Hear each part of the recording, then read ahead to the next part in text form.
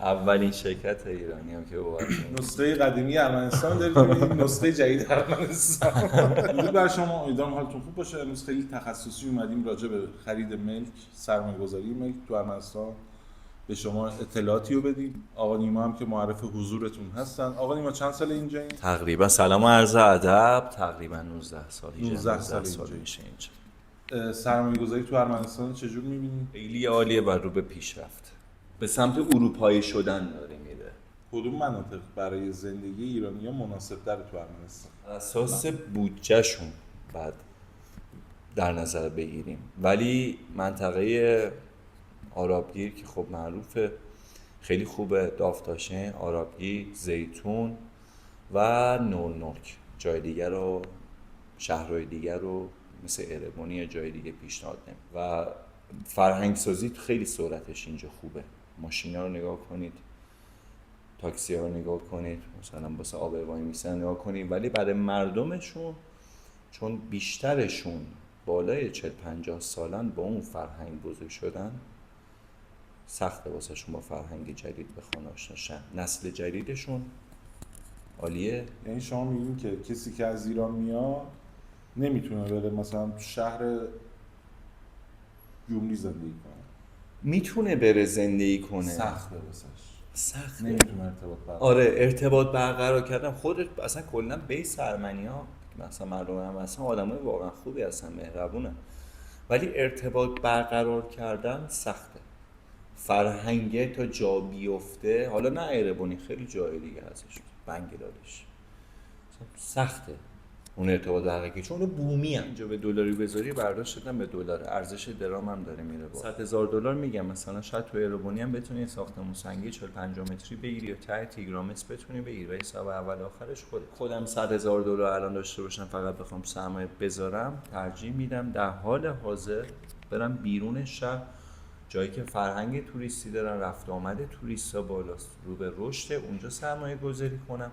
با 100,000 دلار مثال میتونی بری یه جای دیگه، شهر دیگه، گست هاوس خوب بزن، یه خونه ویلای خوب بگیر، رموندش کنی، اصلا اونجا رو اجاره بدی، چون همیشه هم آره طلبه داره، طلبایی خاصش باشه. چون الان نورمالش میدونی 100 دلار هستش، مثلا بیرون شهر بخوای شما بخوای ویلا رنت کنی. سال بعد یعنی آقا سعید میپرسن چی باعث میشه که سرمایه گذار بیاد اینجا سرمایه گذاری کنه و ضرر نکنه؟ راه من کارم از موقعی که اومدم ملک بوده، تضمینی نیستش، راهش رو درست بود. البته تو ایران هم همینجوریه. توجیه اقتصادی تو 60 تضمینی باز میگم نیست، ولی توجیه اقتصادی برای اون بنده خدایی که از زیر مایه دلار داره میاد سرمایه گذاری میکنه داشته باشه.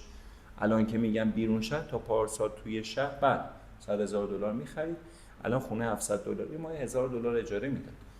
یه فیدبکی واسه قیمت‌ها رو میتونیم بیاریم پایین تو اجاره، تو خرید؟ نه، یعنی انقدر متحد نیستیم که بتونیم همچین به کاری هیچ عنوان. بعد خب شما هم باشی وقتی خونه داشته باشی مشتری بیاد بگی 900 دلار میدی یا 1000 دلار میدی، 100 دلار هم برای شما اینجا 100 دلار. وقتی خارج روستا داره میاد یه خونه سویت داره میده مثلا 1000 دلار، شما میای اون سویت رو مثلا به 1000 دلار صاحب خونه باشی به روسیه میدی یا میای به هموطن میدی مثلا 800 دلار. بیزینس دیگه. مطمئنم. الان زمان مناسبی برای خرید هست تو ارمنستان؟ به هیچ عنوان، به هیچ عنوان. تو ماه آگست به هیچ عنوان، تا آخر سپتامبر به هیچ عنوان. همه میدونن، حالا ربطی به املاکی بودن ماها نداره، ماه توریستیه، مسلمه همه نرخ‌ها بالا، باید یک مقدار صبر کنن. من مشتریم هم که الان با من تماس میگیرم برای مثلا میگن الان تو این مدت، میگم چقدر زمان داری؟ شما وقتی وسط سپتامبر آخر سپتامبر بتونی جابجا شی، خونه ای که الان 1200-300 دلار داره میده اوج کارش، اون موقع میاد 1000 دلار به شما میده. فصل توریستیه. برای خرید چی؟ برای خرید هم همینطور. الان یه حباب عجیب غریبی شده، اصلا نرخ‌های عجیب غریبی. البته اینم بگم شما راست میگی، سرمایه گذار خیلی داره میاد. ارمنی امریکا دارن پولشون میاد، ایرانی ارمنی تو امریکا، تو اروپا دارن پولشون میارن، خیلی دارن سرمایه گذاری اینجا میکنن. به خاطر چی؟ مالیات کمتر. خیلی. قانون قواعد خرید ملک چیه؟ یه حسن خوب اینجا داره برای ایرانی‌ها. اینجا خاکم به نامشون میکنم با پاسپورت، اصلا نیازی به اقامت هم نداره. خب میدونیم ما ملکی که میخوایم ما برای کسی بخریم با صاحبخونه که در ارتباطیم 1 هفته 10 روز زمان میخوایم که اطلاعات کاملش رو بگیریم، حالا بدهی نداشته باشه، مثلا زیر وام نباشه، ببینیم به نام چند نفره، اینا رو همه رو اطلاعات رو میگیریم تا بخوایم درخواست بدیم به گاداستر.